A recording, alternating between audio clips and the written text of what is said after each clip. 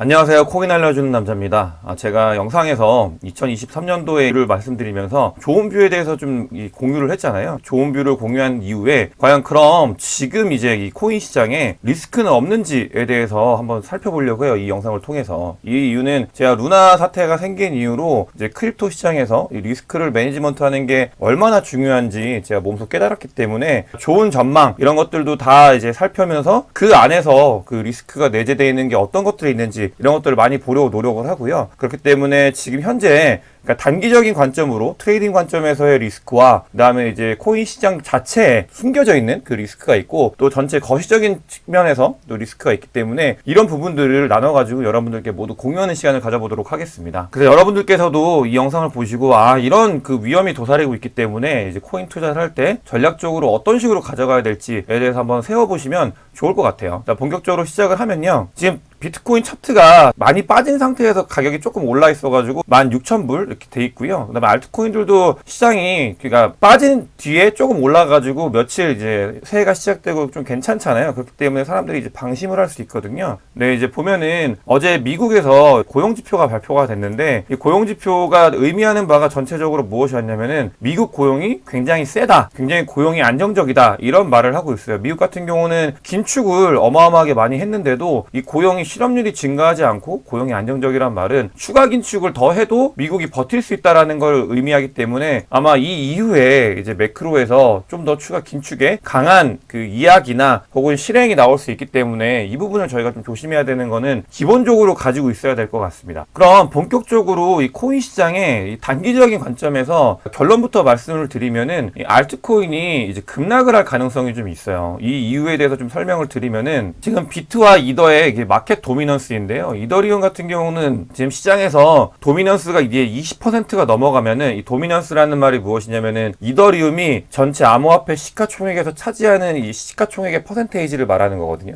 근데 이 20%를 넘어가게 되면은 여러분들께서도 이더리움은 알트코인의 대장으로 이제 판단을 하셔야 되는데 이 알트코인 대장이 시총이 20%가 넘는다는 거는 알트코인 시총이 점점 늘어나고 있다는 소리예요. 그렇게 되면은 어떤 일이 일어나냐? 지금 이런 하락장에서는 그런 이제 알트 도미넌스가 이제 쭉 올라가게 되면은 그때 그거에 맞춰가지고 숏이 일어나게 됩니다. 뭐 던지거나 혹은 숏이 알트에서 일어나게 돼가지고 도미넌스가 다시 빠지게 되는 일들이 계속 일어났어요. 그렇기 때문에 지금도 이제 이더리움의 도미넌스가 20%가 넘었기 때문에 알트가 굉장히 많이 이제 시가총액이 올라와 있다. 그러니까 상승을 했다라는 말이죠. 전체 시가총액은 빠졌지만 그 안에서 알트코인이 차지하는 시가총액의 비중이 높아지고 있기 때문에 알트코인의 단기 급락이 나올 수 있다. 이 부분을 여러분들께서 꼭 인지를 하셔야 됩니다. 이거는 거의 대부분 일어났던 현상이기 때문에 조심을 하셔야 돼요. 네, 다음으로 보면은 이거와 마찬가지로 이더리움의 도미넌스, 알트 도미넌스가 늘어난다는 말은 뭐냐면 알트코인의 트레이딩 비율이 비트코인에 비해서 높아진다라는 말이거든요. 전체 이제 그 코인 시장에서 전체 코인의 이제 볼륨, 트레이딩 볼륨인 거예요. 이거는 사고 팔고 하는 볼륨이 알트코인이 50%를 넘어가면 늘 급락이 있어 왔습니다. 이게 보시면은 50%를 찍었을 때 급락이 있고 50%를 넘었을 때 급락이 있었고 50%를 넘었을 때 급락이 있었죠. 이런 것처럼 알트코인의 거래 비율이 50% 이상이 되면 비트코인 대비예요. 50% 이상이 되면 늘 그 하락이 있었다. 그렇기 때문에 지금도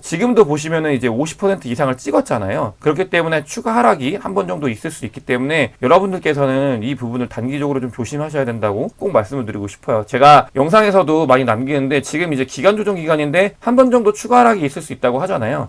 그러니까 이게 뭐냐면은 이제 그 오래된 코인을 오랫동안 홀드하신 분들이 이제 항복이 일어나고 세굴조의 항복이 일어나는 그런 지점이 분명히 존재할 거거든요. 그렇기 때문에 그런 시기가 곧 다가올 수 있어서 트레이딩이나 뭐 매수 매도를 하실 때 꼭 이 부분을 꼭 참고하시고 트레이딩을 하셨으면 좋겠습니다. 다음으로는 이런 트레이딩 관점이 아니라 현재 코인 시장에 어떤 리스크가 내재되어 있는지 감춰져 있지만 어떤 리스크가 있는지에 대해서 한번 얘기를 해보려고 하는데 그 무엇보다도 지금은 이 그룹의 위기가 크게 지금 내재되어 있습니다. 아직 베리 실버트가 본인들이 그 문제가 있는 거에 대해서 명확하게 이제 찝지 않고 있고 또 심지어 지금 윙클보스 형제 그 제미니 거래소를 만든 윙클보스 형제들이 그러니까 여기 이제 DCG의 자회사죠. 제네시스한테 돈 내놔라. 빌린 돈 내놔라라고 그러니까 그 아예 공개 서한을 보냈어요. 돈이 뭐 엄청나게 빌렸는데 지금 이 돈을 갚지 않고 있기 때문에 돈 내놓으라고 이제 얘기를 했고 그래 베리 실버트가 굉장히 오랜만에 트윗을 해서 그게 좀 잘못된 정보다.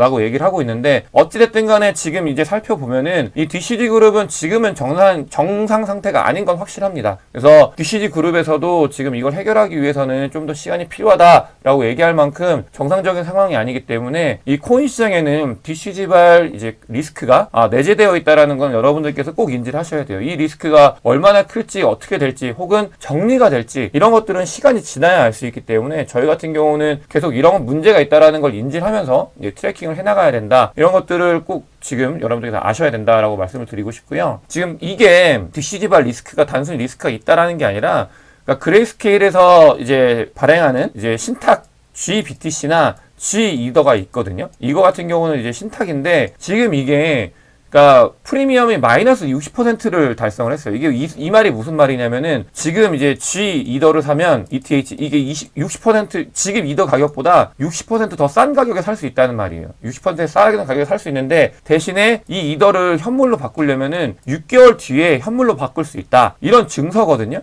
근데 지금 이게 6개월 뒤에, 지금 사면 그러니까 6개월 뒤에 60%를 추가 수익을 얻을 수 있는데도 불구하고 사람들이 사질 않고 있는 거예요. 이 말은 뭐냐면은, 지금 이 리스크가, 이 그레이스케일의 리스크가 굉장히 여기에 이제 뭐 마이너스 프리미엄이 붙어가지고 사람들이 이렇게 거래가 되고 있기 때문에, 시장에서 바라보는 뷰는 지금 그레이스케일, GBTC, 그 다음에 그레이스케일 위에 있는 모의 사회인 DCG 그룹이 리스크가 굉장히 크게 있다라는 거를 숫자로 보여주고 있기 때문에, 이 부분은 여러분들도 함께 좀 조심하셔야 된다라고 말씀을 드리면서, 다음으로 이제 또 저희가 조심해야 되는 게 코인 시장에서 지금 이제 후오비 거래소, 지금 저스틴 선이 후오비 거래소를 인수했는데, 이 후오비 거래소에서 끊임없이 이제 안 좋은 이야기가 나오고 있어요. 그렇기 때문에 이 부분들을 여러분들께서도, 첫 번째로는 후오비에서 거래를 하시면 안 되고요. 지금 거기에 있는 자산은 모두 빼셔야 됩니다. 이거는 강력하게 제가 좀 말씀을 드리고 싶은데, 리스크가 있으면은 빼야 돼요. 거래하시는 분이 계시면 본인 자산을 다른 곳에 옮겼으면 좋겠고요. 두 번째로는 지금 후오비 거래소가, 그러니까 단순히 이제 문제가 있다라는 거에서 끝나는 게 아니라, 실제로 후오비 거래소에서 많은 자산들이 빠져나가고 있어요. 지금 굉장히 많은 자산들이 계속 빠져나가고 있고, 그다음에 후오비 거래소에도 이제 가지고 있는 자산의 굉장히 많은 부분이 자기들이 자체적으로 만든 HT 토큰, 후오비 토큰을 차지하고 있거든요.